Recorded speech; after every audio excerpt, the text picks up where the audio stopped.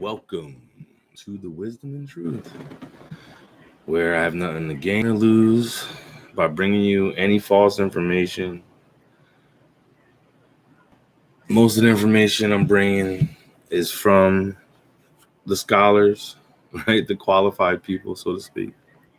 The ones that tell us or claim to us the truth. So this video here is just going to emphasize really what I mean by no one knows truth. So last probably a few days since my last video, I've been in some deep discussions with some people. All right. I have discussion, and they kind of, not that they frustrated me. It's just like, so the other day when I was having this discussion, the guy says to me, well, how do I know you're telling me the truth? I said, I can't prove you that I'm telling you the truth. But what I can prove is from what anyone else is telling you, they don't know the truth either. Right? The truth, I know the truth within myself. Okay? That's why, listen, let me start off with this. All right, I'm going to read something from the Bible, Proverbs 3. Okay, my son, do not forget my teaching, but keep my commands in your heart, for they will prolong your life for many years and bring you peace and prosperity. Let love and faithfulness never leave you. Bind them around your neck. Write them on the tablet of your heart. Then you will win favor and good name in the sight of God and man. Trust in the Lord with all your heart and lean not on your own understandings. In all your ways, submit to him. He will make your paths straight. Do not be wise in your own eyes, fear the Lord and shun evil. This will bring health to your body and nourishment to your bones. Honor the Lord with your wealth, with the first fruits of all your crops. Then your barns will be filled to overflowing, and your vats will brim over with new wine. My son, do not despise the Lord's discipline, and do not resent his rebuke, because the Lord disciplines those he loves, as a father the son he delights in. Blessed are those who find wisdom, those who gain understanding, for she is more profitable than silver and yields better returns than gold. She is more precious than rubies. Nothing you desire can compare with her. All right. So I emphasize that section of silver, gold, and rubies, as far as, because up there it says honor the Lord with your wealth. That's not the wealth he's talking about. Okay. But if you seek him first, everything else will be overflowing for you. And that's key, right? This is out of the Bible. So if you're following God, this is what God's saying. He said, don't lean on your own understanding. Okay? Don't depend on your own wisdom. Your wisdom will mislead you. Right? Here's some truth for you. Do we die? We don't. Does the body die? It can't. It was never alive. Does the soul, the spirit die? It can't, because it is alive. So nothing dies, right? And we're a combination of the two. We're spirit in the body, which is proven. All you got to do is listen, say your name to yourself. I can't even hear you on this side, right? So say it to yourself. Don't say words out of your mouth. Just say it to yourself. You heard this voice with these ears that I can hear with if I was sitting next to you, right? You said it with a voice that I can't hear. You heard it yourself. So that means there's something more to you, right? It's something within you that we don't truly understand, because the outside world is telling us all about this outside world. And in Jesus's teachings, in Nag Hammadi texts, and all types of forms, even in the Old Testament, is telling you this, right? And all religions is telling you this. If you look into Buddhism and Hinduism, it's the chakras and stuff. It's let go. Understand you are one, a part of many ones. You are a part of the universe. Okay?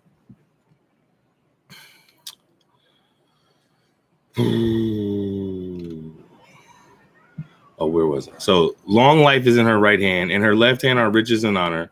Her ways are pleasant ways, and all her paths are peace. She is a tree of life to those who take hold of her.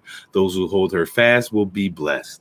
By wisdom, the Lord layeth the earth's foundations. By understanding, he set the heavens in place. By his knowledge, and his knowledge alone, the watery depths were divided, and the clouds let drop of dew. All right, my son, do not let wisdom and understanding out of your sight. Preserve sound judgment and discretion, right? Discernment. Discern what the information you're getting. If the information is in love, awesome. If the information is about destroying someone else or dividing, then that's not awesome. Right? The truth, we live in one world shared every day. That means each person in this world is relevant and important to the success and the success and the growth of everything that we are a part of. Bottom line, if you can't see that, then you're tripping out.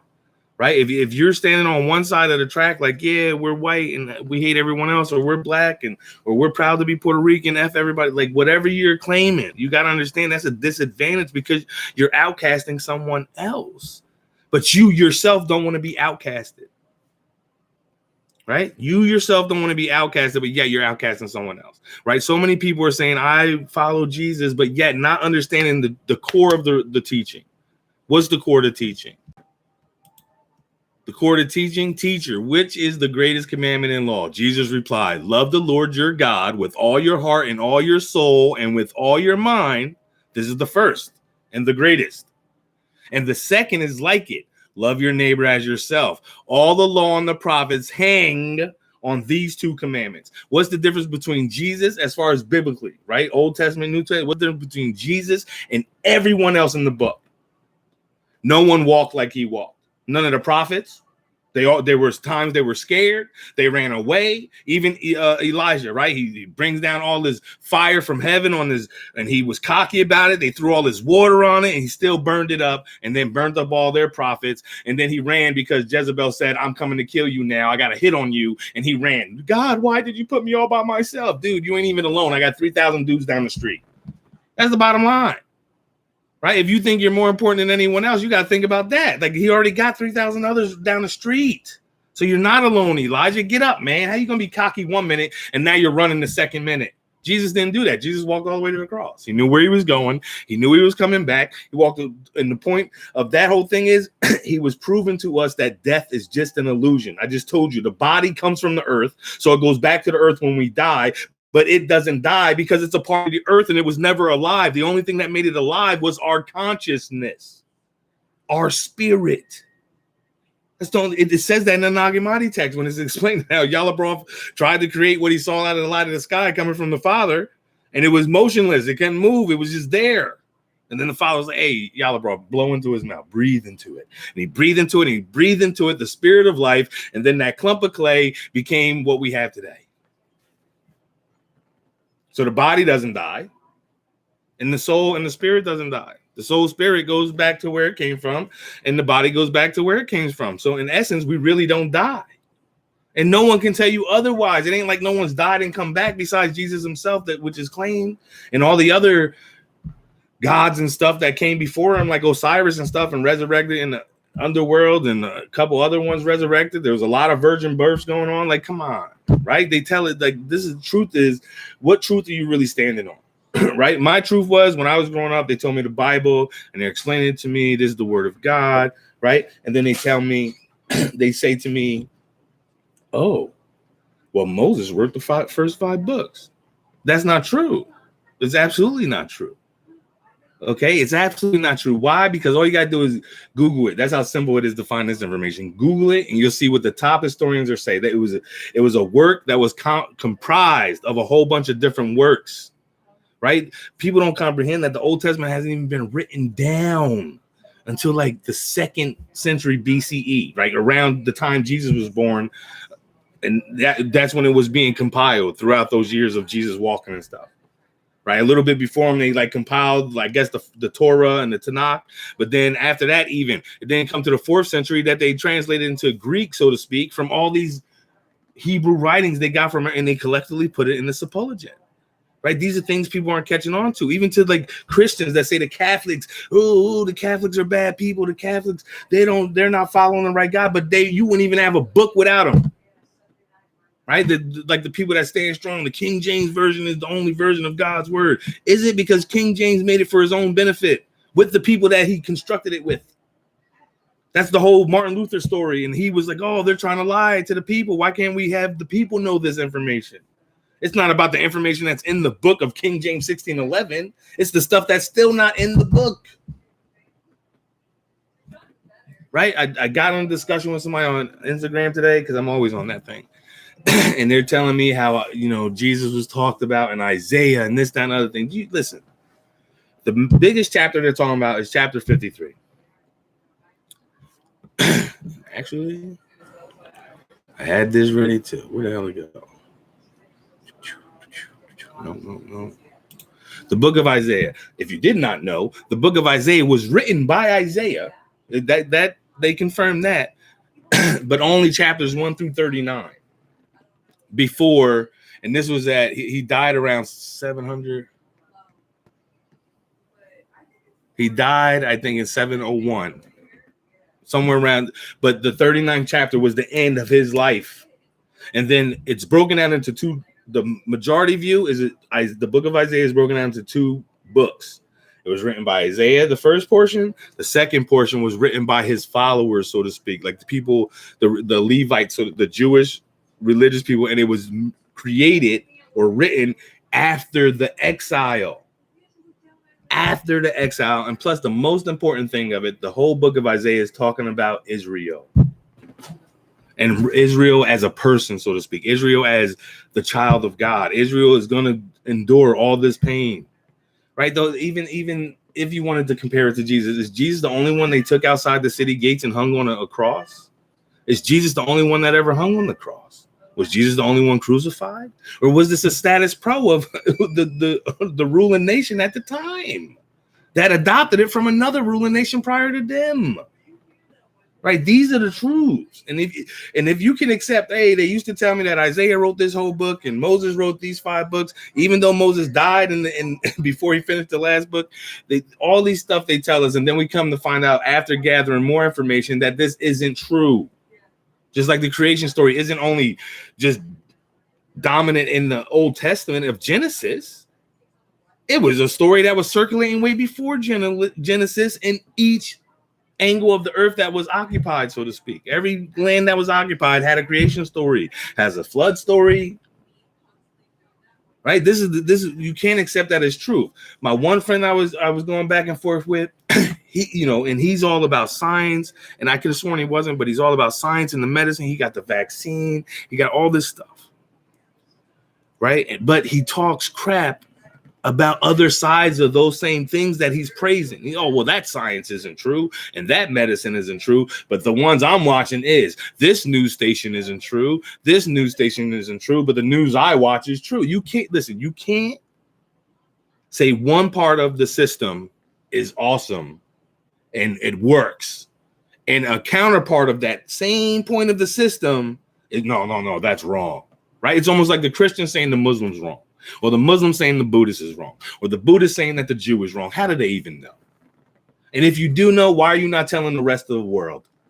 Because in every religion scripture, it says, bring in the rest of the world. In Islam, it says, hey, if someone wants to come and become a Muslim with you, invite them in, treat them as one. In Abraham's story, he was only him and his wife, and they had 300 and I think it was 312 altogether. So it was 309 other people they were with. So being that they were with 309 other people, when God came to Abraham and made the covenant with him, he said, your whole household, everyone that's in your household got the same covenant with me. So now, does that change the perspective on God saying, hey, you're going to be the father of many nations? And is the blessing only in the nation of Isaac, which was only one nation that created the Jews, one nation, the Hebrews, one nation. It doesn't say 12 nations of Israel. It says 12 tribes of the nation Israel, which is one Israel. Okay, Abraham is the father of many nations, not just one nation, Israel. He had 7 other sons, Ishmael and 6 others. The other 6 were leaders. They had their own people groups, the Midianites, the Amorites, that were all around Egypt when the one sect, Israel, was captivated in Egypt. And then think about it like this. How many hundreds of years were they captivated? How many times? Like, what, twice they got conquered and took out of their land? Before now, right? Because there's that temple institute out there trying to build the temple. So, and that's real. That's out there right now. That's real. So, okay. But how far removed are they from their own origin stories? I'm just saying, right? So the book of Isaiah is 2 parts. Isaiah only wrote chapter 1 through 39. So anything else saying that is reference to Jesus may have been added. Okay. Book of Isaiah. And is that all the religious stuff I want to talk about? And that's all the religious stuff, right? That's because somebody messaged me about that, and I'm just like, dude, people are still bringing up this Isaiah thing.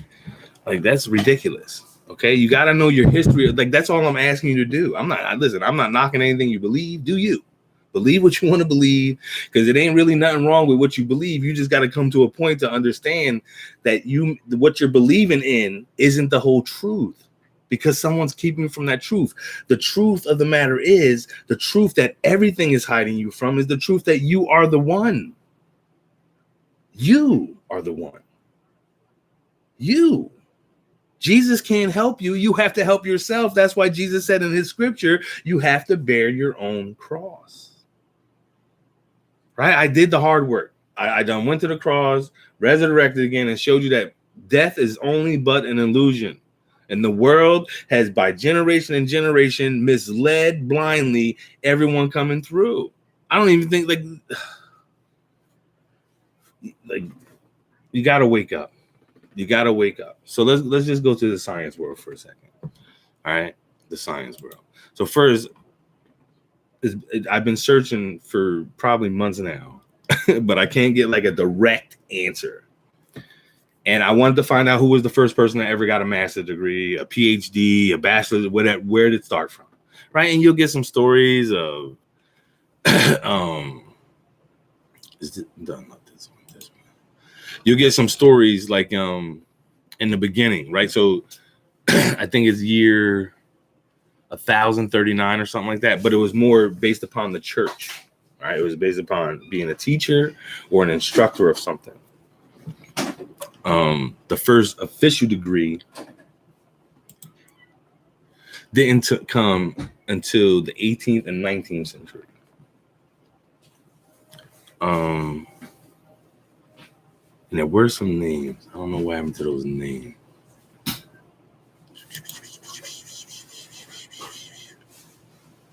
But the point of that is, education isn't as old as you think it is, especially the education that we have today. Just like modern science. The modern science that we had today started in the 1600s. I don't know if you knew that. They do claim that science was here since the Egyptians and 3,000 years ago. Okay, cool. That's only because they were doing mathematics and stuff. Plus, if you look at any theories on how they built the pyramids, they had machinery and stuff. So I don't even know what they're talking about when it comes to science in general, right? With the first caveman that made a wheel, in their aspect of understanding would have did science. No, I don't think, right? I don't understand what they're defining science as. But the science we know as today isn't the same science that science is based on today that they started in the 1600s. In the 1600s, they had a mantra, and the mantra was, if anyone came to tell you something, hey, the sun is 93 million miles away. If you can't prove it yourself, you can't accept it as truth. And their belief was, if anything was a theory, anything was pronounced or like a hypothetical thrown out there, if I can't prove it myself, then it's only hypothetical. It can't go beyond that. Right? How do they really, like, I looked into that. How do they really, like, I looked into the whole thing of how you know how far things are. There's so many elements in that equation that they can never know unless they physically go to the sun themselves. There's nothing they can know unless they saying our whole Milky Way is 100,000 light years in circumference. How do they know? Just by looking through telescopes, and you're like, oh no, they send they send probes and this, that, and the third out there, but they can't land on the moon again. Are you not putting 2 and 2 together? Right? Look into that. Why are we not going back to the moon? I just seen a video, Lance Armstrong or whoever the Armstrong was that landed on the moon. I think it's oh no, Neil, my bad. I'm sorry. Listen, he wouldn't swear in the Bible that he landed on the moon. That's crazy. All right. Now, for him not to, like, he could be like, you could just say, I don't believe in the Bible and put your hand on it, right? So for him not to, that means even if he went out there, he saw something that he saw something that was godly, that he was like, listen, I can't put my hand on no Bible. Hell no. Hell no. Just take my word for it. Don't take it. I ain't put my hand on the Bible. Either way, there's still something lacking there, right? Most of the stuff that we hold on to as education only started in the 1800s. 70, I'll give it to the 1600s. So that's what, 4,000? Oh, 4,000. Whoa, 400 years old. Just saying, this is what people are holding strong. The vaccinations and all that medical stuff, this is all we're holding on to is from the last few hundred years. Nothing serious. Like, and they always tell, oh, well, people only live to be this old and 40, and maybe because they were dying in fucking wars. Did anybody consider that? Like, do we not remember from the Great Depression to the World Wars, where women were working in the factories because we were losing, like, we were real short on men? Come on. Like, if anything, that's a common denominator in all history. No matter who they're talking about, what nation they're talking about, the common denominator, they were going to wars, they were conquering people, making them fight in the wars. Especially Persia is the best example of that. Persia was like, hey man, you're gonna be down, you laying down, you getting down, or you laying down? You're gonna get down with us? You're gonna consider yourself Persians and you can fight with us, or we're gonna put you down right now and you don't even have to worry about just night. That's how they rolled. Right now, we're a little more civilized, I guess, if you want to look at it that way. Right, but we're not more civilized. What happened was the evil in the world, the people that control this thing, as far as what goes on here, has put it to that got us to a programmed part where there are no more heroes, there are no more Leonidases, right? There are no more Achilles. There are no more people that stand up and drive a whole army, right? People forget in history. That's why they used to always have to get a different king all the time, and the kings were dying off because the king rode the front line with his soldiers. That's how kings used to roll. Now, what do people do that start these wars? They sit in a room somewhere with some cameras. That's what they do. They're not like the old school, I'll tell you that much. All right, so that's just like on the education level. So, but look, it even says Middle Ages, and then it jumps all the way to 17th, 18th centuries as far as education goes. Right, science is not the science that was started in 1600s by the Royal Society. Is not the same modern science that we have today. It's not.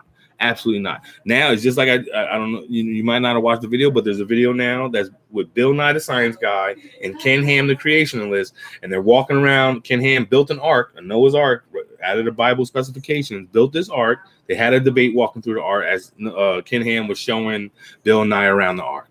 Right, and there came a point where Bill Nye said, "Well, how do you know the Earth?" Because Ken Ham thinks the Earth is a young Earth, so he thinks it's like 6,000 years old. Right? Obviously, Bill Nye is a science guy; he thinks it's 4.5 billion years old. So that being the case, Ken Ham is like, "How do you know this?" Oh, well, he turns to the crowd and he says to the crowd, "Well, listen, all you got to do is go to the universities, take up some geology classes, and you'll learn." How to date the rock, right? Yes, knowledge is power, especially when you control that knowledge. What we're not comprehending is science makes these names like gravity, okay? Because I'll say it right now. Science does not know what gravity is. They know what gravity does by their definition. It took an apple to fall from a tree for someone to figure it out, but they knew what gravity was. And hey, guess what?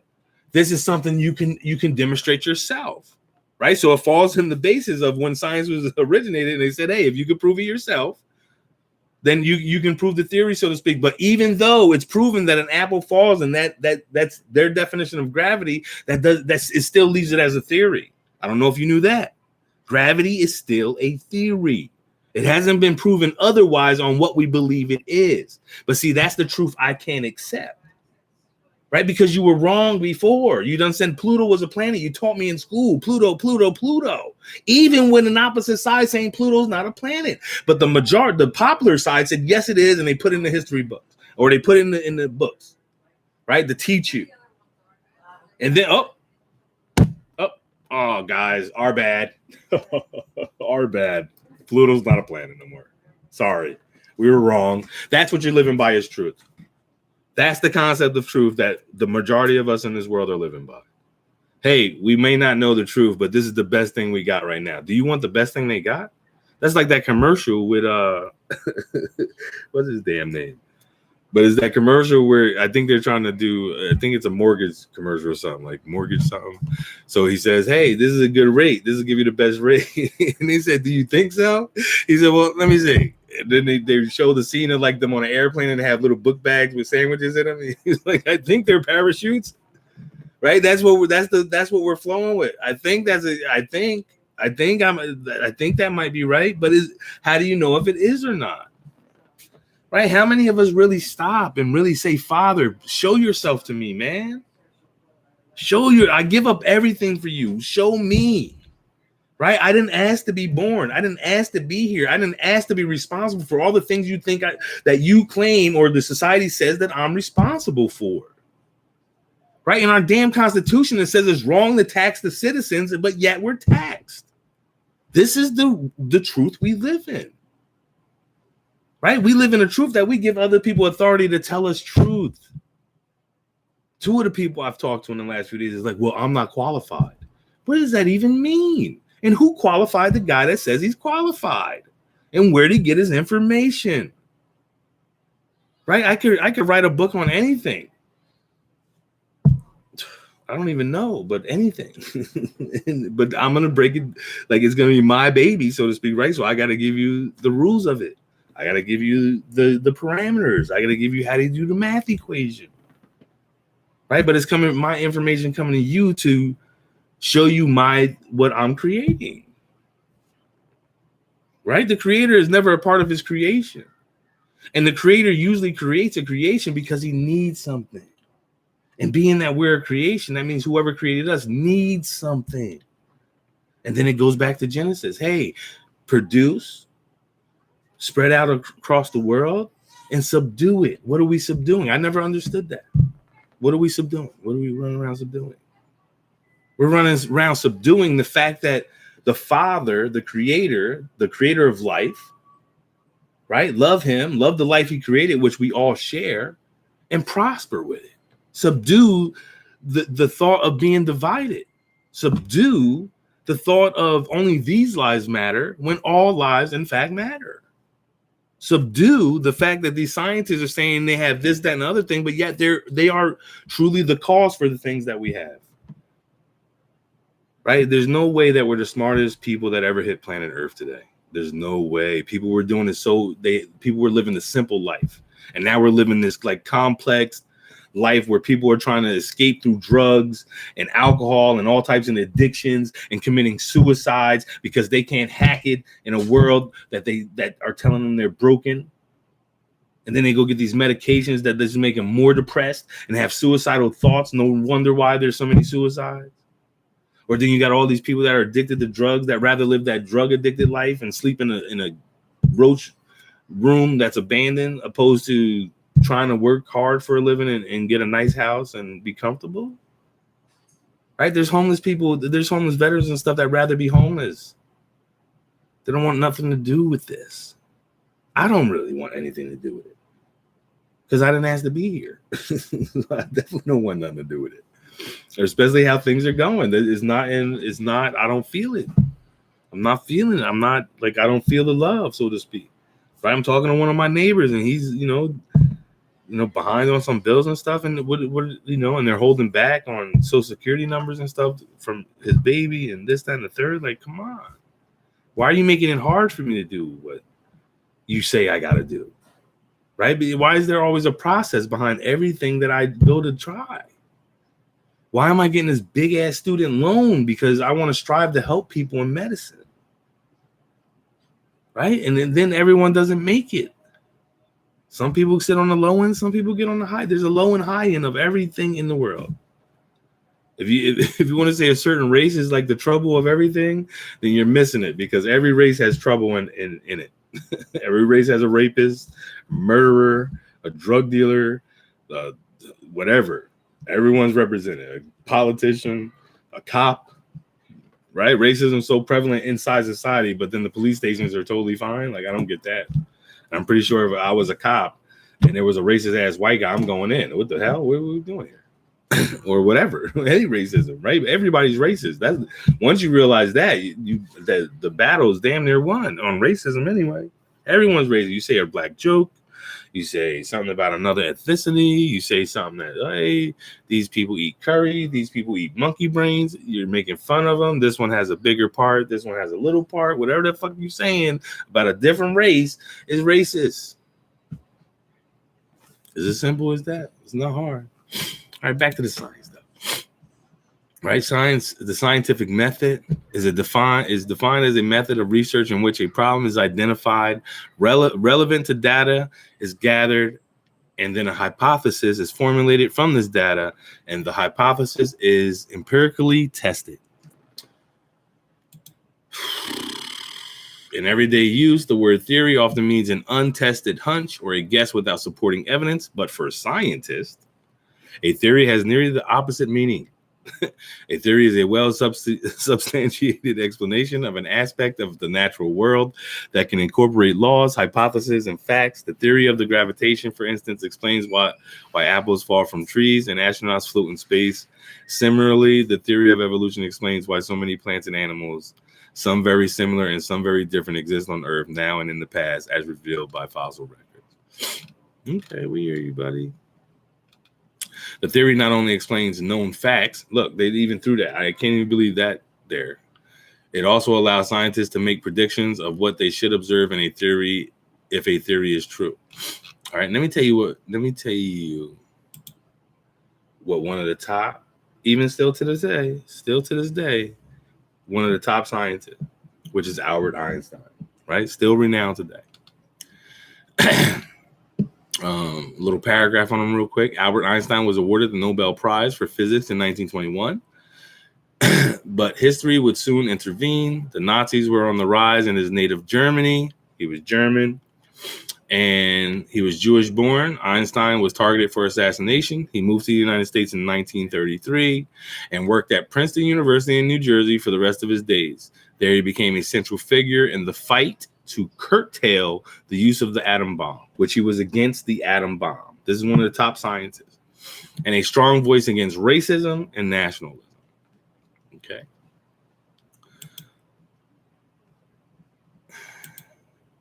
Oh, one more thing about science, because I'm going to end it with Albert Einstein with some of his sayings that are pretty. So I did this search a few times throughout the last few days. What can be scientifically proven to be 100% accurate? Nothing. All right. Science has been working so hard that there's still not one thing that they can prove with 100% accuracy. That's very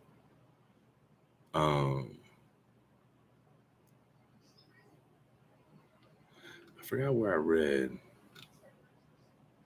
but there's none that could be proven by science 100% accurate. All right, maybe death, but you could prove that yourself. No number of scientists in the world can ever prove. Hold on, I gotta read that. There's always that chance. So that's why nothing can ever be proved 100%, is because there's always that chance they can be wrong. So a scientific theory, opposite of a regular person's definition of a theory, scientific theory is that it's true until someone can prove it otherwise, right? Like the theory of evolution. In essence, it's true because no one can prove it either way, but they claim there's more evidence for it. Okay.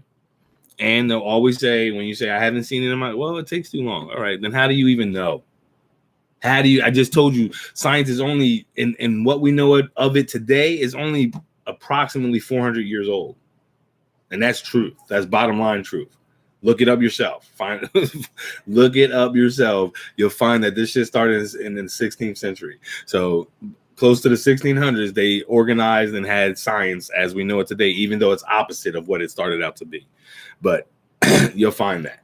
So what are you telling me within 400 years of research? And then in evolution, that's one thing that is only from Darwin. Charles Darwin started that theory. Charles Darwin in the 1800s, late 1800s. started that theory. And his theory is the reason why racism is the extreme of what it is. Because he was the one that said he saw these indigenous people and said they were lower than him because he had this quote unquote education and they didn't, but they were living a simple life. No worries, no taxes. They hunted for their food. They were self-reliant. I'm telling you, and most people, that's what you forget. Most people were self-reliant. Within the people that first came to America were self-reliant.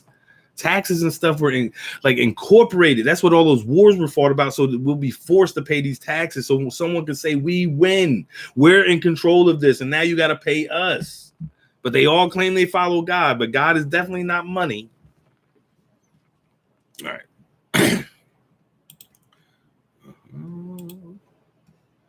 All right. Concept of scientific proof. While the phrase scientific proof is often used in the popular media, many scientists have argued that there is really no such thing. For example, Karl Popper once wrote that in the empirical sciences, which alone can furnish us with information about the world we live in, proofs do not occur. Proofs do not occur. If we mean by proof an argument which establishes once and forever the truth of a theory, so they can never establish once and forever the truth of a theory. This is their concept of science. Like, I'm reading off their information, and they quote Albert Einstein. Albert Einstein said, "The scientific theorist is not to be envied, for nature, or more precisely, experiment, is an exhortable and not very friendly judge of his work. It never says yes to a theory. In the most favorable cases, it says maybe. And in the great majority of cases, simply no." If an experiment agrees with a theory, it means for the later maybe. And if it does not agree, it means no. Probably every theory will someday experience its no. Most theories soon after conception. Do you hear this? This is the science world saying this. Right, so they're pretty much saying whatever is a theory can never be proven. It said it. And if you get any slight information that may bring you to the side of proving it, it's still only a maybe. And more than likely, at the end of the day, when they get to the bottom line, it's gonna be a no. So what are we funding science for? What are we doing anything for? Right? You can believe all day that the vaccine is awesome and they figured it out, right? First and foremost, some people are acting like it's a one-shot deal. No, as you see already in the news and stuff, people are getting ready for the second and third and fourth shots. Number two, if they were working on it prior to COVID being 19, then they knew it was about to happen, right? This is their information I'm using, their information, okay? Their information is saying to us, oh, we have this vaccine. They try to back it up by saying, oh, we've been working on it. How you been working on something that you didn't know was going to come here? Unless you knew it was going to come here. And if you are so confident that it works, why didn't the FDA approve it legally as it works, not as an emergency use mechanism? Right? And now you're starting to get studies that the majority of what's in the vaccine, especially the Pfizer one, is poisonous to your body.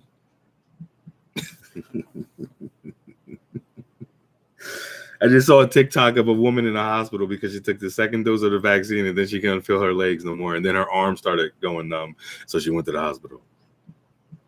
So you can believe what you want to believe. And especially if you're a Christian, a religious person, and all, especially in Christianity, and if you're going to use the Old Testament, because God never wanted a government, and I could prove that in the Old Testament.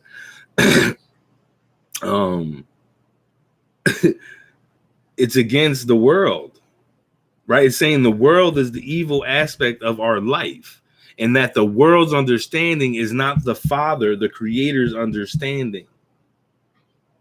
So our enemy is the world. Jesus said this himself. He said, hey, if you think the world's going to hate you, they already hated me first.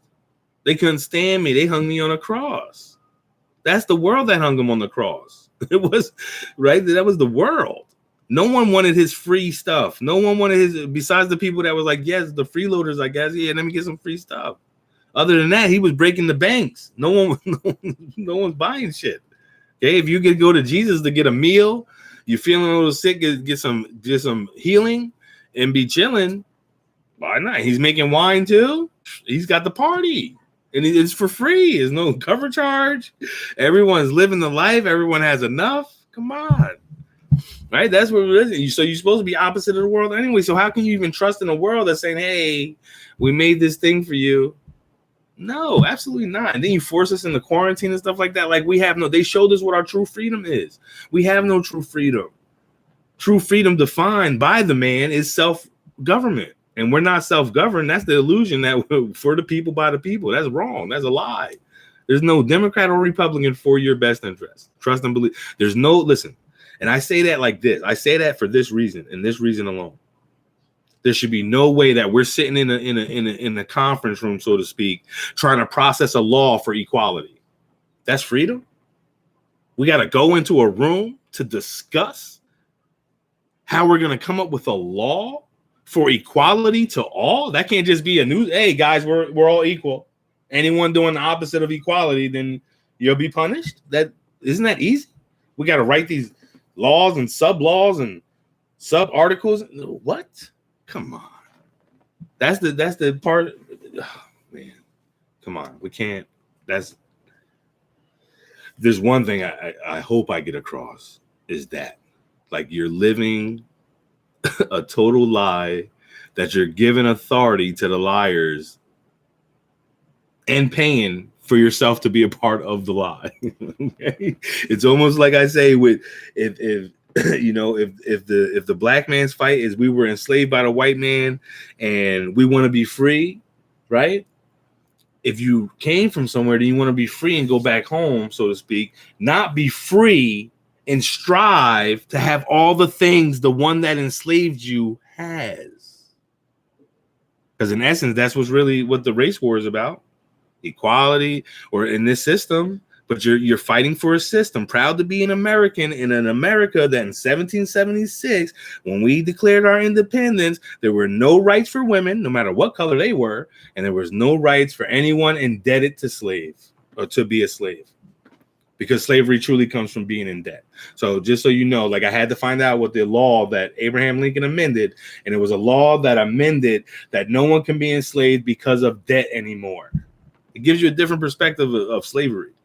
All right. And plus, you probably don't hear the stories where there were black rebellions. So it wasn't like slavery was an easy thing. There were people fighting.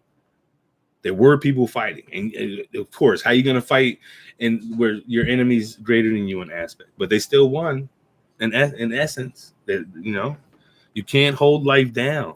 You can't hold life down, and you can't just say this specific people group. Even just if you want to say Jews are the chosen children of God, you can't. Abraham's supposed to be father of many nations. That's only one nation. Say that simple. That's a simple saying.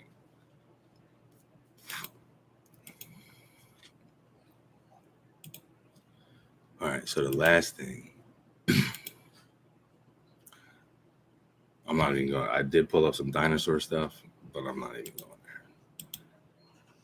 there. Because I seen a special where they said the dinosaurs definitely drowned and then get burnt up because they just. I'm not even going to go there.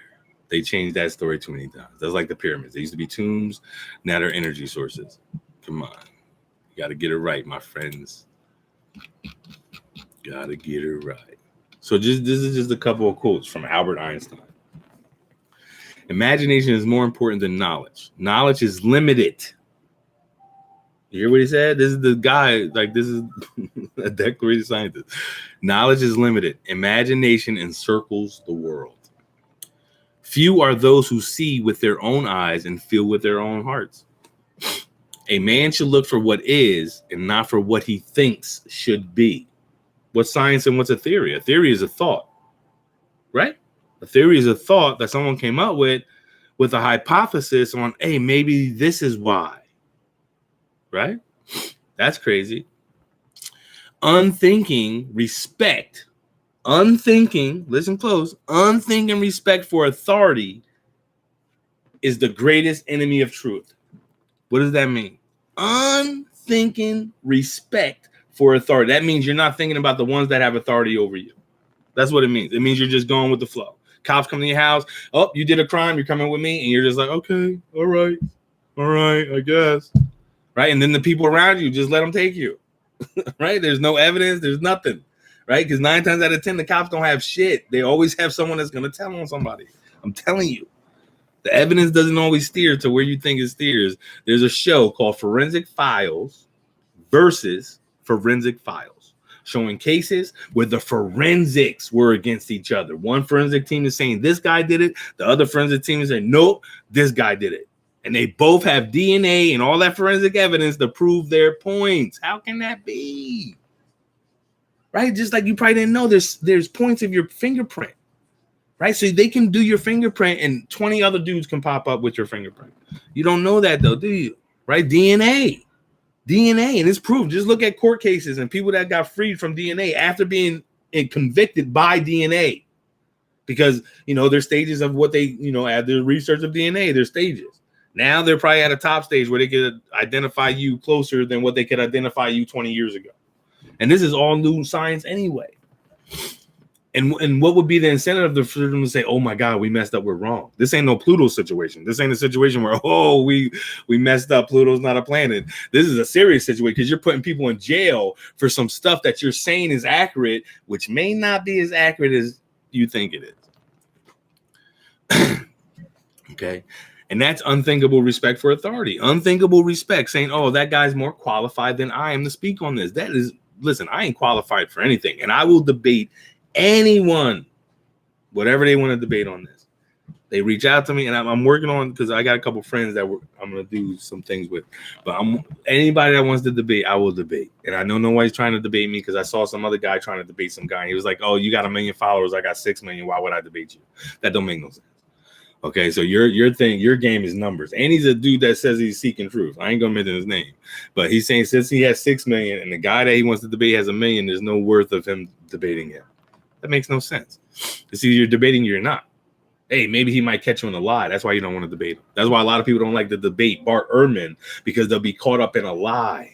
And they would have to admit the truth of where that New Testament, Old Testament really stemmed from and the origins and how we really don't have anything ancient that's claimed to be ancient. Right? We have things of hundreds, in most cases, years later, written, like Buddha was written about 200 years later after he existed. Just saying, it's not like we get so confused with our modern day. Our modern day is a little more accurate in that aspect, but it's manipulated just the same way, right? The Bible is manipulated. It's manipulated. Is there truth within it? Of course there is. There's truth within everything. You can look at nature and see truth, right? One solid truth is we're all here together. That's a solid truth. And the only way it could ever work is if we're all work together. Solid truth. It can't be this side over here, this side over there, because sooner or later those sides are going to start beefing. We gotta have a common denominator on life, loving that creator and the creator of life, and loving the life that we all share that he created. Okay. Try not to become a man of success, but rather try to become a man of value. That means success is and this is a scientist saying this, success is no value to you. Success is made up. Seriously, look at all the jobs and stuff that are out there. When was the first one? When was the first damn doctor that worked in a hospital? When was the first hospital? When was the first doctor's office? I mean, you could go witch doctor, and the dude that was practicing medicine in the town, he knew a couple, put some garlic on your forehead or put it in your ear and it help your ear infection. Probably knew some stuff like that. I'm not down it. But what we know today is not as old as you think it is, and I'm more on what was older, right? Jesus said, once I get to the end, I'm going to get to the beginning. We are far away from the beginning, my friends. At this point in life, we are way far away from the beginning. We're close as hell to the end, that's for sure. We're definitely close to the end, but we're way away from the beginning. But then once we get to that end, we're going to realize that damn beginning. So when Jesus says, hey, everything has to pass, everything has to come to pass, everything has to go through the process that it's going through, I understand that. So I'm not worried about it. I'm not worried if there's going to be a zombie apocalypse or a bomb's going to be coming from the sky. Why? Because I'm not going to die. The body was never alive, so it's going back to where it's going to, and the spirit lives on. So I know I'm not going to die. I just want to have this consciousness that carries on to the next phase, right? That's what we're here to do. We're here to figure it out. We're here to figure out what God wants us to figure out. And what does the creator want us to figure out? How to love like him. right? He needs you. He needs you. Even you live your life and you think you need him, and they preach to you that you need him, you need the God, you need Jesus. But in essence, the truth of the matter is he needs you. How do you know that to be true? Because you didn't ask to be here. It wasn't a mistake that here's Jimmy. Here's Mary Lou. She's here. It wasn't a mistake. It was a purpose. And the purpose is God wants to enjoy this with everyone. Right? Imagine he's the creator. He's by himself. He had to make a creation so he don't be by himself no more. Even in the Garden of Eden, when there was Adam and it was only Adam, he put him, it ain't good for man to be alone. It's not good for him to be alone either. So that's why we're here. But we can't carry on for eternity like the way we are, right? Imagine people making nuclear weapons for eternity, people starving for eternity. How is that even logical? But if we learn, right, if we try to release those chakras, so to speak, like in the Hindu and Buddhist religions, right, those chakras are deep. It's talking about letting go of attachments or what you think is attaching you to this place. In essence, you are attached, but you're not attached. You're not a balloon tied to a wrist. You're a balloon that's supposed to be floating freely wherever you want to go, just floating. Hey, I'm floating. I'm over here. Right? You're not supposed to be chasing man's accomplishment, so to speak. Oh, the Eiffel Tower. Let me go check that out. Oh my God, I want to go see Niagara Falls. What? Come on. Your pursuits are different. And those pursuits, if you really look at it closely, is all about the money that those places accumulate. Right? You ain't going to the Eiffel Tower for free. You're not Empire State. Last time I went to Empire State, I think it was $40 a person to go up to the Empire State Building. And you're only really there for what, 30 minutes, 40 minutes, too crowded. You want to get the hell out. Hey, whoa, yeah. Oh, wow. Moon's pretty big up here. And you're out. You don't want to be up there in the crowd? Come on.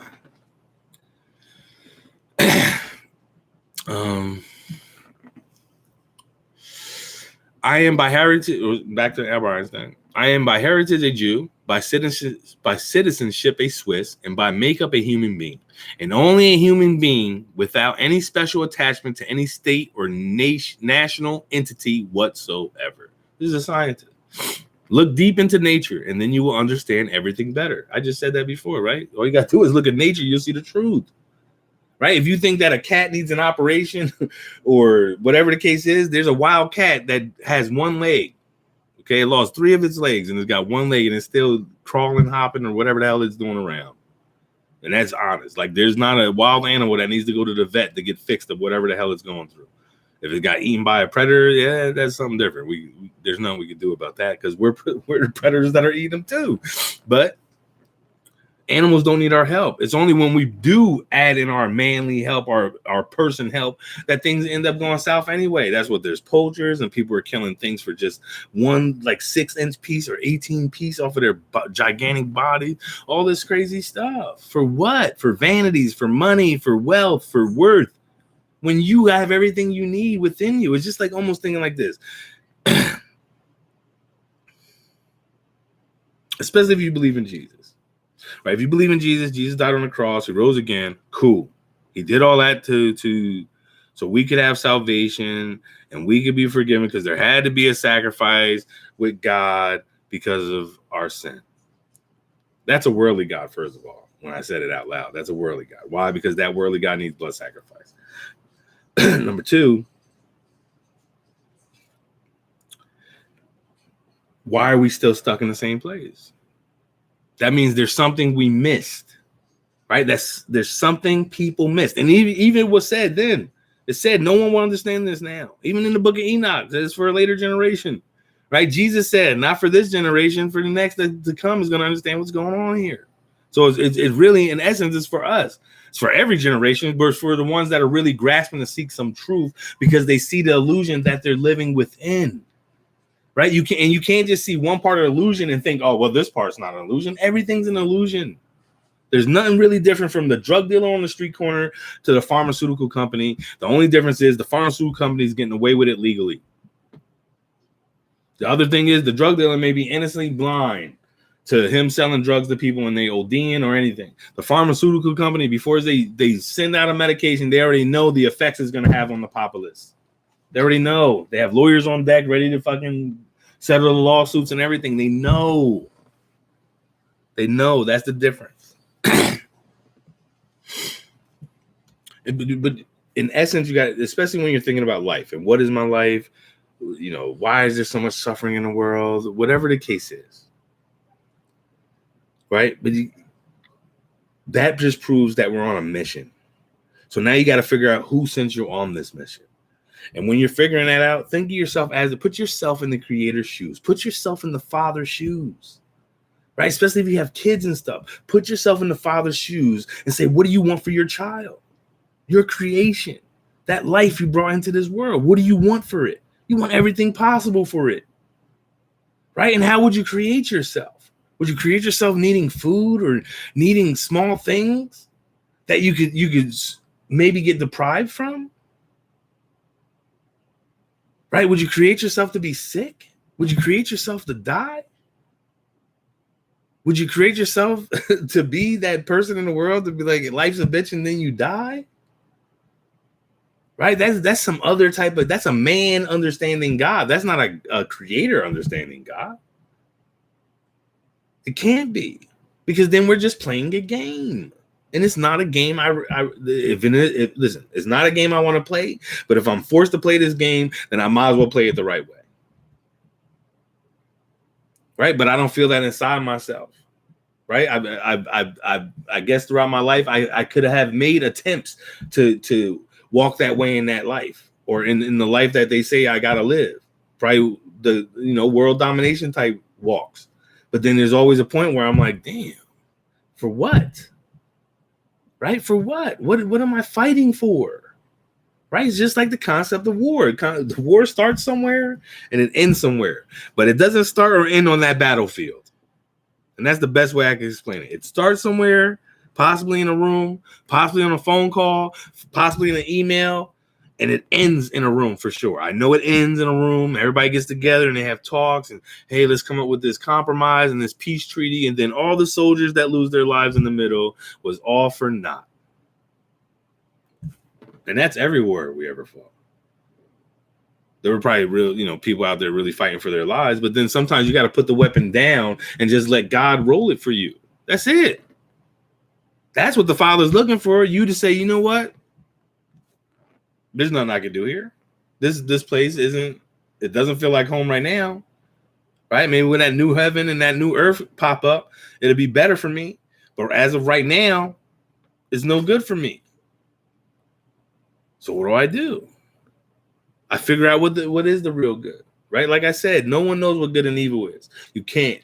It's impossible. Because what you think is good, someone else may think is evil.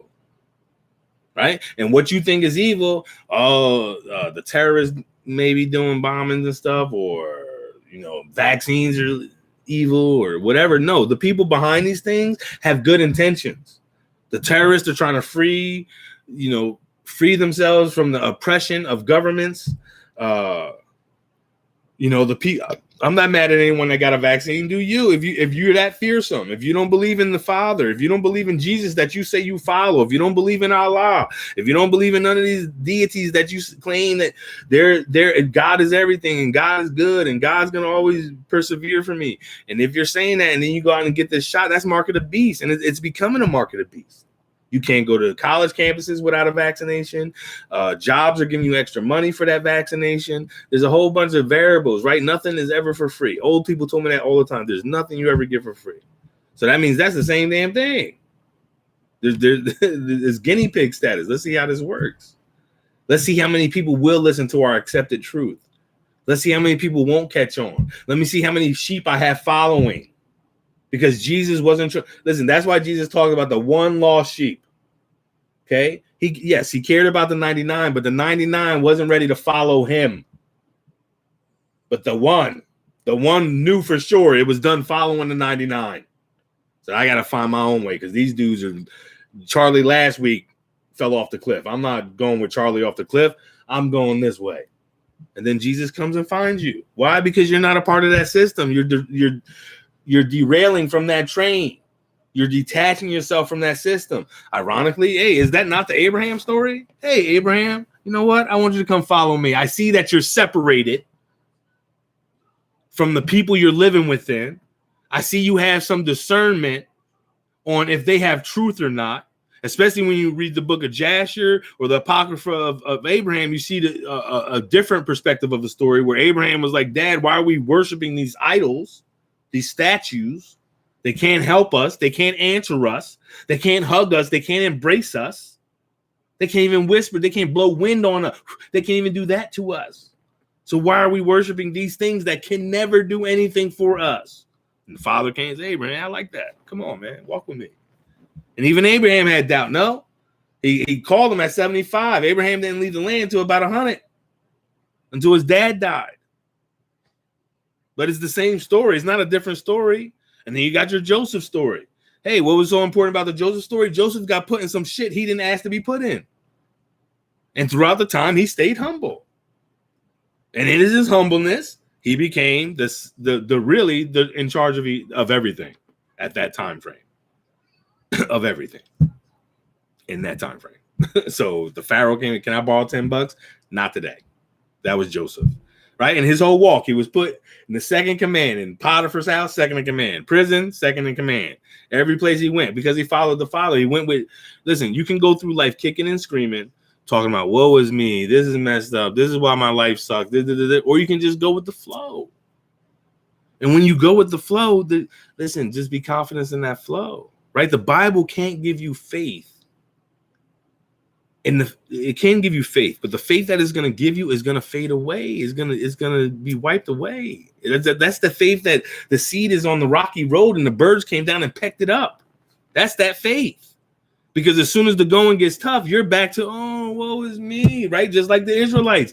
And when Moses brought them out of Egypt, well, you just brought us out here to die. We can be eating that Egyptian rice right now and all the what? The Egyptians left with you. Y'all can't make rice. Y'all just bitching about stuff, right? He's bitching so much. The God in that story brings all these birds and they all start throwing up because they ate too much. And come on, right? You gotta have faith. If you don't have faith in anything, then you got fake faith, right? And what I mean by fake faith is you're saying you believe in something, but you can't break it down, or you get mad that someone else is talking shit about it, right? You can't. If you're confident with what you believe, what's there to be mad about? Because truth needs no defense, right? The Father, the Creator, needs you not to defend him at all. And if anything, what he needs from you is to bring him into the world. So once you discover his love for you, now you bring that love that you found that he has for you to them. And if you're a Christian and you believe in that God of the Bible, and that Bible, right, it says, love your enemy. Give in secret. Don't broadcast it everywhere that you're bringing food to homeless people. Just bring it to them. That's the miracle, because no one sees that, right? When you got the news crew and this famous guy coming to give some turkeys on Thanksgiving, is that the only day he's coming to bring turkeys? Right? Are we not making these steps every day? Is there not a Christian out there that says, oh, Muslims are bad people? Then you're not a Christian. Not a Christian that follows the Jesus, because Jesus said, love your enemy. All day, every day. If you don't think there was, man, oh man. Like Muslims didn't start in the earth when Muhammad. Okay, Muslims were already here. And actually Muslims, as far as their culture, they had 360 different tribes that worship 360 different gods. Just saying. Okay. 100 times every day I remind myself that my inner and outer life are based on the labors of other men, living and dead, and that I must exert myself in order to give in the same measure as I have received and am still receiving. Right? So pretty much in that statement, he's saying my life is based on other people, politicians, governors, people making laws and rules that they're saying I got to abide by. And these are people that are living and dead, right? How many dead people that we still honor in certain things? We still honor Christopher Columbus as the Christopher Columbus Day when we know definitely he didn't land here first. The world is in greater peril from those who tolerate or encourage evil than from those who actually commit it. Okay, so that means your thinkers are worse than the terrorists. Concern for man and his fate must always form the chief interest of all technical endeavors. Never forget this in the midst of your diagrams and equations. Right? You see that? Concern for man and his fate must always form the chief interest of all endeavors. Right? If you're going to lose life by this endeavor, there is no such thing as casualties of war. There should be no casualties. Let us not forget that human knowledge and skills alone cannot lead humanity to a happy and dignified life. Invention is not the product of logical thought, even though the final product is tied to a logical structure. Right? The invention came before you even got the logic to create it. So you had the invention in mind, then you produced the logicness of it to compile. Like you started making diagrams and make this 3 feet, this 3 inches, and then it became to life. But the invention wasn't created by your logic.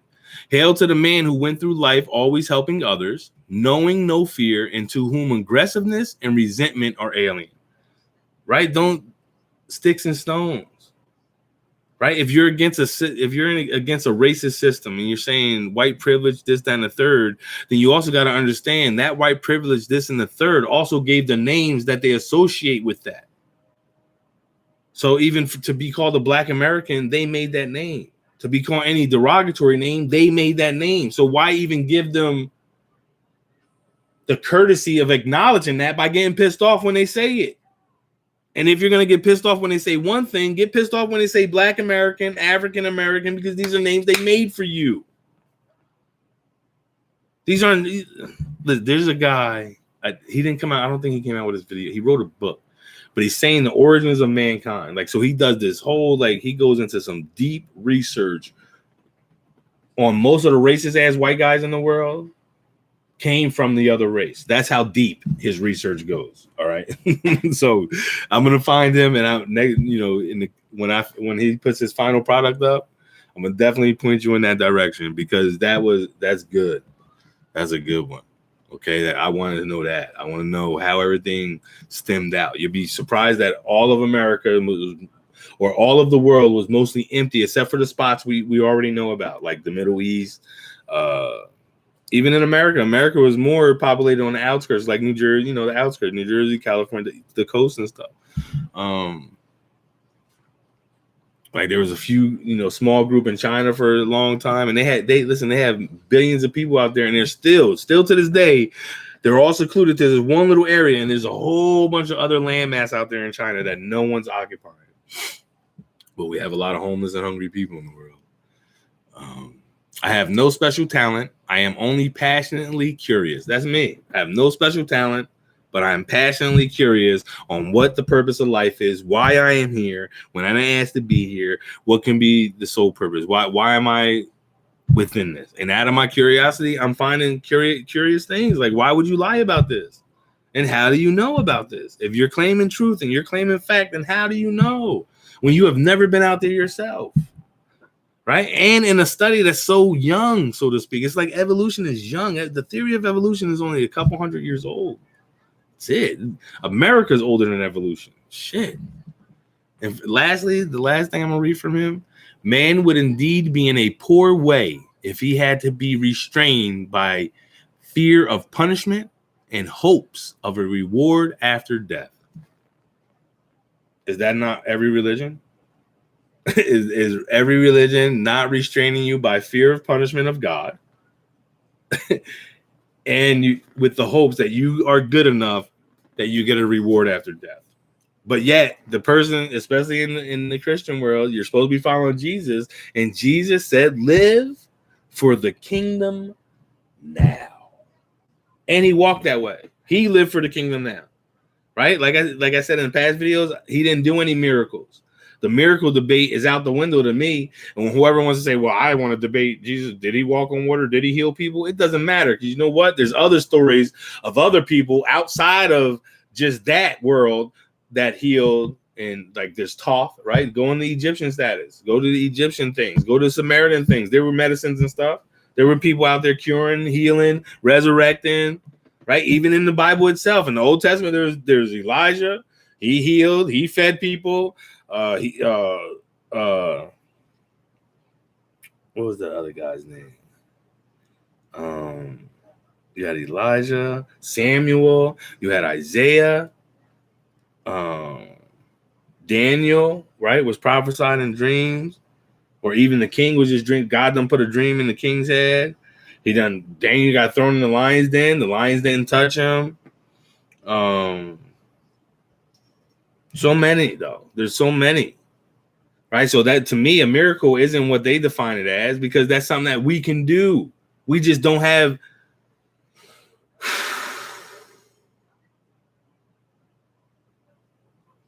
We're so imprisoned in our thinking that we can't do it, right? I always like to say to anyone that we were superheroes, that the world dumbed down because they can't deal with superheroes. Okay, they need like a level playing field, so to speak, right? They can't have these heroes no more that win wars, right? They got to have these government bodies that control everything, right? That's why assassinations of Martin Luther King, John F. K. and stuff like that are relevant to your search, your seeking of truth research, because it really shows you what's really going on in the world, right? I could have brought up Malcolm X. Malcolm X is a different story. He got killed by his own people because he was bringing truth that they were trying to bring lies. When they were preaching white man is the devil, and Malcolm X went over there to Mecca and was like, damn, there's blonde head, blue eye Muslims out here. He comes back talking something else to Louis Farrakhan and that other dude, and now he's dead. Why? Because it's on both sides of the track. No matter which way you standing on, right? Everyone has their own agenda. Everyone has an alternative motive, and it's for their club, their self-interest, their selfish needs, not for the awe of what Jesus was saying, not for the awe of what we truly are, not for the awe of this life that we all share. We all breathe the air. We all bleed red, right? And yes, we could have reptilian parts of our brain. That's what they call it in the scientific world anyway, right? We can have all these things. The truth of the matter is this: the Father can't get into this world without you, and Satan and the evil can't get in the world without you. Because I'm pretty sure if they could do it on their own, it would be done. The devil would have nothing to battle for. He would just come out of the dust and foof, foof, foof, and everyone will bow down and worship him because they're scared, right? And God can come out and just be like, hey, I'm here, right? And then everyone can be like, oh my God, and bow down and worship him. To the devil, it would be beneficial. To God, it would be unbeneficial, because God just scared you into loving him when he wants you to come to love him yourself, right? That if you were a creator, isn't that what you want? You don't want a pet that's always barking at you and acting like he don't like you. You want the puppy that comes up and licks you and say, hey, welcome home, Papa, right? You don't want the dog that's like, ah, rah, rah, rah, rah, give me food. That's not the animal. That's not the pet, right? So even in personal relationships, you don't want the personal relationship where they're like, behind your back. You want the one that's showing you true love. You want the ones that aren't loving you because they're scared of what you could possibly do to them. You want the ones that love you because they know you have their best interest in mind. Because you have nothing to lose or gain. The Father has nothing to lose or gain if we get it or not. Well, that can't be always true. But in essence, he don't. He could just well, you know what? They did it to themselves. I'll just have to start over. It ain't like he can't start over, right? No one can prove. God ran out of material. No, that didn't happen.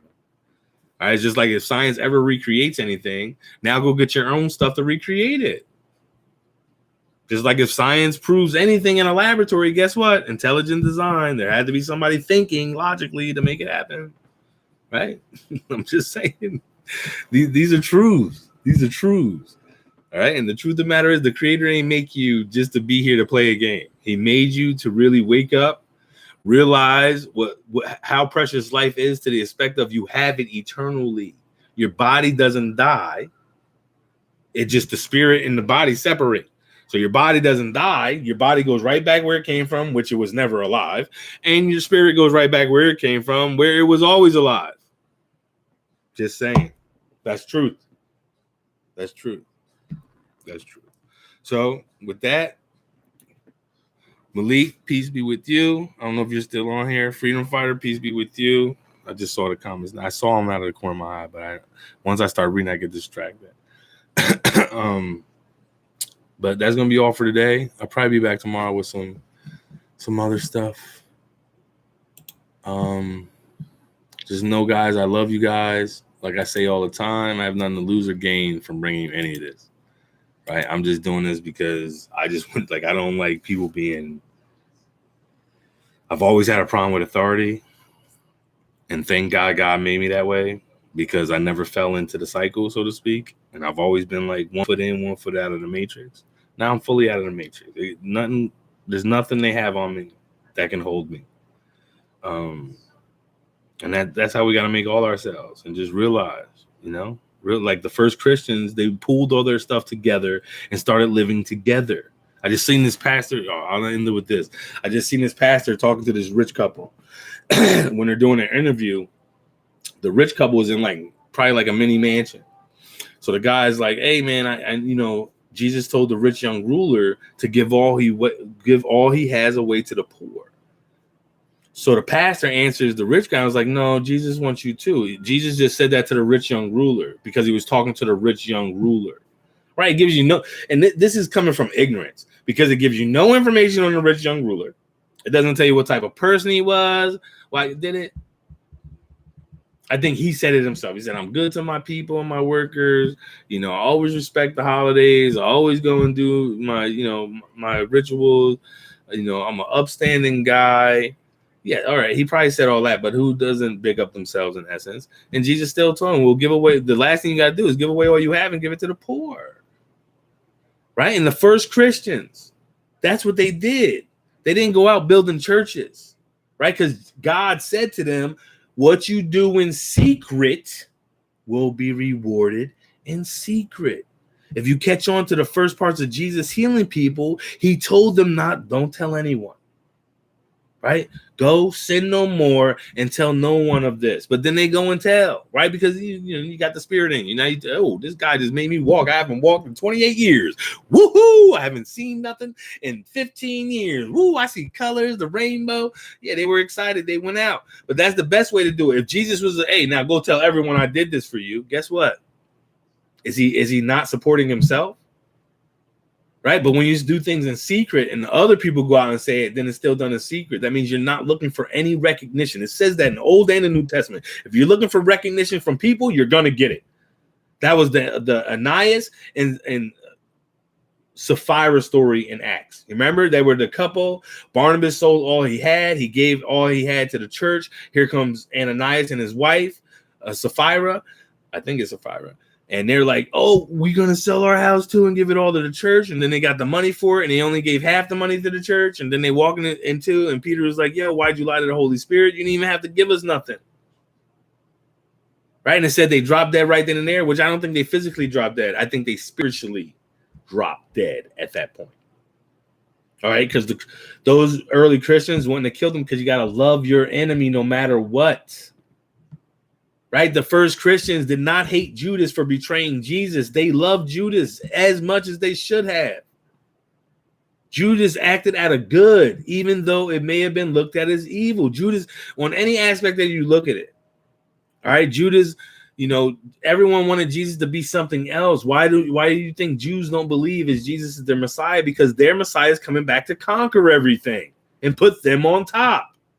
Jesus came back and said, "I'm trying to put everybody on top.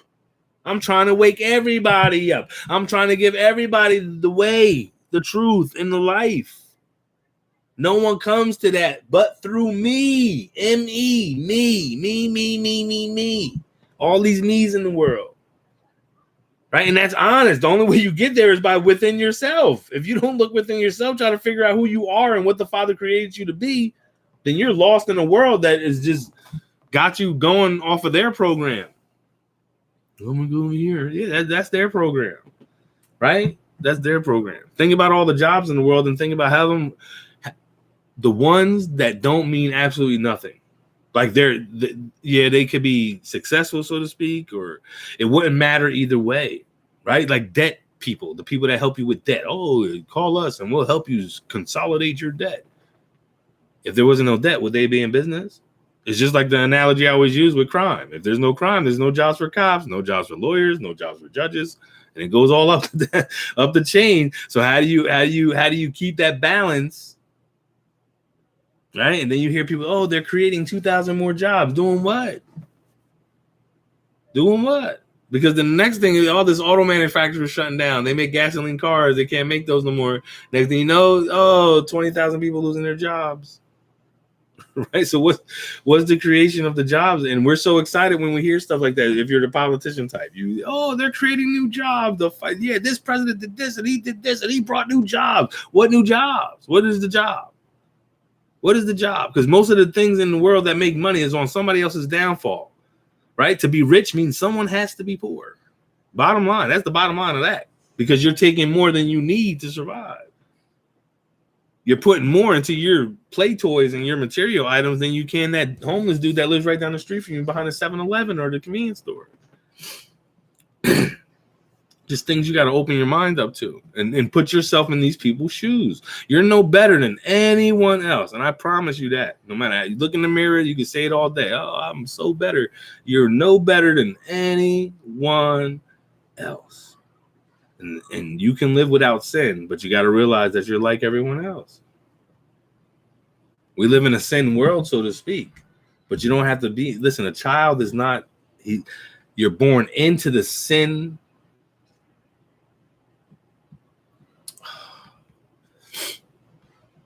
You're not born into sin by coming into the world. You're born into sin because those blind parents start leading you. Like I'm a blind parent until I started. I've always brought my kids some. I guess the truth that I believe.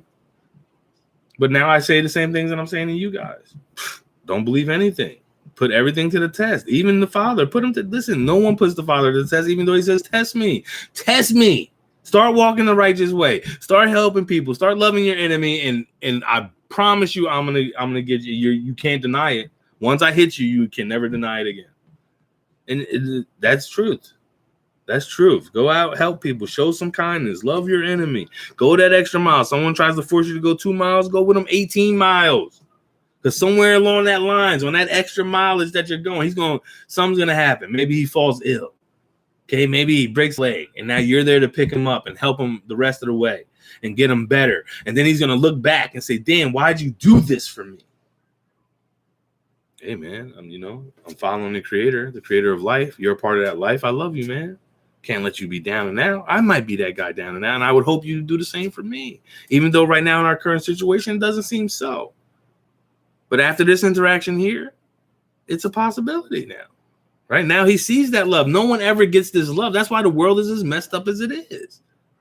Because no one's willing to give this love that they're expecting from the Father, right? People are following Jesus, but Jesus died for my sins, and he forgave me my sins. But then in his prayer, he says, forgive, right? Father, I forgive those who sin against me or trespass against me, right? You're supposed to do that. And if you're not doing that, then you're not giving back that love. And these people don't see the love that the Father's claiming. Because the only way that love can get into this outside world is through us. As with the evil side, right? The only way the evil can get in the world and keep growing is through us. When we get that attitude, man, fuck that person. What? I helped you so many times. But Jesus said 7 times 70 to Peter when he said, I'm going to forgive him 7 times. He said, no, 7 times 70, 490 times. Right? And it sounds ridiculous. Oh my God, 490 times? Yes, because if you're still bitching about forgiving them at 400, then you're the problem. Right? Forgive them for they know not what they do, because none of us know what we're freaking doing. We're following what we've been taught. We're following the program. We have to walk this way. We have to go get the white picket fence house with the kids and the wife and the pets and the swing in the front. Right? We have to be responsible, have a 401k plan, a retirement plan for the people left behind. Got to be responsible and go buy that house that you'll never, ever own, because that property will always have to pay tax. Even to the point when you die. Your family left behind will have to pay the tax or sell the property. right? So then why did you buy the property in the first place? If you're not buying something that's going to last for your generations, what's the point of buying it? You're buying it for vanity. Oh, I want a big house. We only got one life to live, right? The only guarantee in life is death. And we're like, oh, well, at least I'll die in a big house. Ah, what? That don't even make sense. Listen, give me a big house. I'm looking for some property. Let me get some property, 20, 30 acres. I'm building a trailer park, because trailer park, you could, listen, you think that if you hear trailer park and you think like, ooh, then you're in the wrong world, my friend. Listen, you could turn a trailer park house into like a mansion house. You could do so much with so little, right? Alone, we can do so little. Together, we can do so much. Okay, and I'm doing all the work myself. I don't need no help. I got friends, construction, all types of friends, and they're all willing to help too. So let me get the Father bless me with that. Let me get some will on that.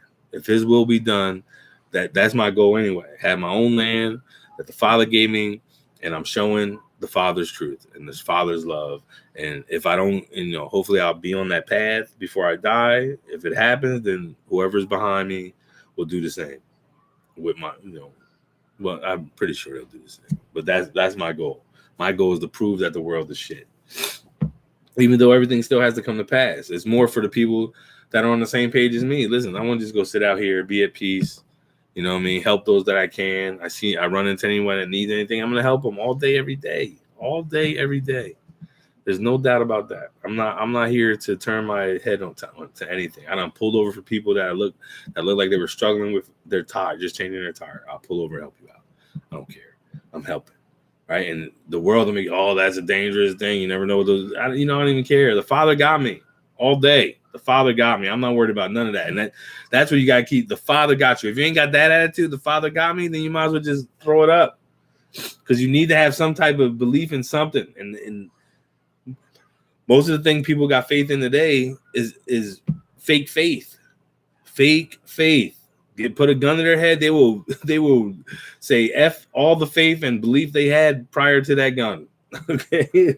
Whatever they believed in. You put their life on the line. See, that's the problem. Right? You put that life on the line, you respect this life too much, but the Father created this life. So how much more does He respect you as your life? So if you're on that path, the only way you're going, in Jesus' case, and the three guys in Daniel case that got thrown into the fiery furnace, and any of those cases where people stood tall and was like, listen, do what you do. The Father's going to deliver me anyway. That's where you want to be. You don't want to be anywhere else but in that state of mind. The Father's got my back. No matter what you're going through, rent's due, you're sick, medical issues, whatever the case is, follow the Father. Follow the Father. It ain't going to steer you wrong, man. And most likely you ain't never give it a chance for it to steer you wrong. How many prayers have you praying as a Christian or Muslim or anything else, and they have not been answered? But yet you hear about these stories of the Old Testament, New Testament, that when they prayed and things happened, and happened then.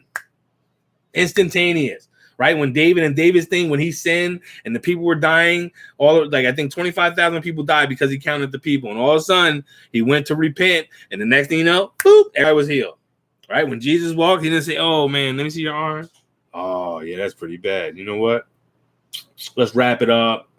Put some fig juice on it. Call me in 2 weeks, and we'll see if we can get that better. No, that ain't what happened. That's not what happened at all. He said, hey, man, stretch your arm out. All right, said no more. Peace out. Did it to the leper. Hey, man, good. You're good to go. Now go to the priest and tell him what just happened here. Okay, because then there was a rule in the Jewish scripture of what they were supposed to do, and the Jews were confused. That's how much they were holding on to their dear scripture. What do we do? There's a leopard here. He got healed. How does this happen? And they all knew he was a leper prior to. So just like, and you got to have that same standard on anything in the world. Anything with science, if it's not 100%, then why am I playing with this? Right? I do not believe, and people could laugh at me all day, I do not believe the sun is 93 million miles away. And I don't believe it because I don't know how they figured it out. And I watched a couple videos. If you put your thumb and the light shining, if you had a flashlight here and you could see the light, then how you know how bright that star is? By looking through a damn telescope. You don't. You can't tell me the distance of the whole Milky Way. You don't know. You really don't know. You can take all the pictures you want to take. You don't know. You don't know. But hey, what do you know? You know how you're going to tell me, how you're going to define the technical terms you use to explain yourself. Right? That's our problem. We're looking at these people making these big words and they define these words and we're like, oh shit, they must know the truth because they made these words and define these words. Research who named the first star. How do we know Orion's belt is Orion's belt? You'll find out a lot of these things come from Greek mythologies, especially with the gods. If you go back to Enki and Enlil, you'll see a lot about the planets based upon gods, especially the Mars and Saturn and Jupiter. You'll find out most of the ancient sources is why we have the names for the stars. Any new stars are being named by a certain group of people. So who gave them the names? Right? It's almost like God. God didn't say his name was God. People made that name up. People made up Allah. People made up whatever other names they got for gods out there. Right? Zeus may not have been a man. I think that was a real person. That just was like one of those god king dudes and wrecked out. And maybe his thing was the lightning bolt. Who knows? We don't know. We'll never know. They don't even know. But what we could know is that all their shit is bullshit. That's the truth of the matter. Right? I can't prove what I'm saying is true, but I can definitely prove what they're saying isn't. By their own admissions. I just read a whole bunch about science. How they said there's no way that a theory could ever have a yes. No matter how much evidence they have that even push towards it being a yes, it'll still be a maybe. And then they said 10 times out of 10, at the end of it all, it becomes a no. This is the science people telling you what their science is. They're giving you their scientific method. They're giving you the concept of their science. They're even telling you that their science is a math equation. Observation plus experimentation equals what they're saying is possibly true. The problem is, how are you telling me something is 4.5 million years old when no one was here? And there's so many variables, so many factors in just the equation to get to understand how old it possibly could be. You got to know the carbon monoxide factor, the weather at the time of that day and that year that you're saying it was in, right? That's why most of the things you see dated, even Moses is dated from being born from the 1200 BCE to 11 some BCE, and another thing is 1500 BCE to something else BCE, and then there's another like these are hundreds of years that there's difference. There's not like, oh, it's only 2 years or 3 years. These are the hundreds of years difference. And what they're saying, well, Moses could have been born here. He could have been born here. He could have been born here. Right? The Bible was written here, but Moses was born after the Bible was written here, or before the Bible was written here. Right? People aren't paying attention. You're just going, oh, this guy is a professional. He has a PhD. The PhDs we know today didn't start getting issued out until like Albert Einstein. So 100 years prior to Albert Einstein, then they were giving out these PhDs and these master degrees. Prior to that, it was all about religion and stuff, and being a teacher of the word and being a doctor of the doctrine of the word. That's all it was about. It was registered for early church fathers and apostles and stuff like that. It wasn't registered for what we look at it today. Right now, all of a sudden, a lawyer needs a college degree. Didn't they need college degrees and lawyers in Rome? Did they need college degree like that? No one's understanding that part, right? No one's understanding. We just got cars. So now, all right, now we got a school for fixing cars. But the person that made the car never went to a school to fix a car. He didn't even know what a car was because he invented the car. So does knowledge really come from learning in a school in a book? Or does it learn by just sitting there experimenting with stuff? And, hey, this works. Hey, let me see this. This is a wheel. Let me put this wheel here. Put a stick through it. Put another wheel. Oh, shit, it rolls. Hey, I could put a board on it, right? These are kind of, you do this stuff as kids, especially in the older. Nowadays, you got too much technology pretty much enabling you sort of to even get that free thinking imagination. Now you just pop up a computer program and start building stuff. Same concept, I guess, but now you're not really doing that hands-on stuff. But everything started on hands-on. Right? Who taught the first doctor? Who taught the first anything? that we hold so strong to those credibilities today. We hold so strong to the credentials today that they got these credentials, so they have to know what they're talking about. But I just told you, with those guys with those credentials, even with Albert Einstein, with a couple of his quotes, he's even saying the same thing. See, you can't go on this paper stuff. You drew a line and stuff, and you're saying it's this, but it may not be that, right? You got to have your imagination before any logic. Logic is nothing. Logic is something we create, right? It ain't like we say, hey, oh shit, we don't have enough inches to build this house. Does that make sense? Inches is a word that we made up to measure some type of distance. Oh, just like it pisses me off when we don't have enough money to feed these people. What do you mean? We got the food. So because I don't have the money to give you for this food, we don't have, and you're gonna throw the food away. So not only do I not have the money, you ain't gonna give me the food because I ain't got the money. If I don't get it, you're gonna just throw it away. Is that not ignorance? Right? By things that we designed, that we invented to be some type of measure of something that we're doing in our lives. Doesn't make quite sense. But that's the life we're living in. That's the accepted truth we're living by. This is the way it is. It's just like those people like, well, I had to go through this journey and work hard to get here, so you're going to have to do it too. Does that make sense? Are we not trying to make life easier for each other? Or are we trying to make it more difficult because you didn't do the thing? You didn't jump the hurdles I had to jump. Right? Is that fair to say to Martin Luther King? Hey, you know what, Martin? You jumped all those hurdles. I shouldn't be jumping hurdles. Is that fair to say to Jesus Christ? Hey, man, you jumped all these hurdles to make sure that I'm forgiven of my sin, but now I don't even have the respect to love my enemies. I don't have the respect to really follow your teachings and talk shit about the Muslim guy because I'm Christian, to write a sign that God hates this one or that one because it's not biblical. That's not what Jesus taught at all. That's what the world teaches. The world teaches division. The only division that Jesus brought to the thing, hey, which side you gonna be hot for God or hot for Satan? Simple as that. Are you gonna be hot for life, or are you gonna be hot for this material world that you only could benefit if on that journey? Or are you gonna go on the journey that's gonna benefit everyone? Like, I want to talk to the scientists that are really trying to make a cure for everything, and then the cure is gonna be free. Okay, just like Nikola Tesla, he came up with all these ideas of the shit we use today: 5G, Wi-Fi, phones, electricity, everything that is our concept of everything today, most likely originated with Nikola Tesla, and he wanted to give it to the world for free. But you don't really hear about Nikola Tesla. You hear about Albert Einstein and Thomas Edison, and Thomas Edison is probably the biggest fake of them all. And how do you know that? Because he has a museum. I used to live in that town, so he has a museum. I used to live in Edison. He has all types of things going on. Okay, that's what he was seeking for. He was seeking for recognition from the people.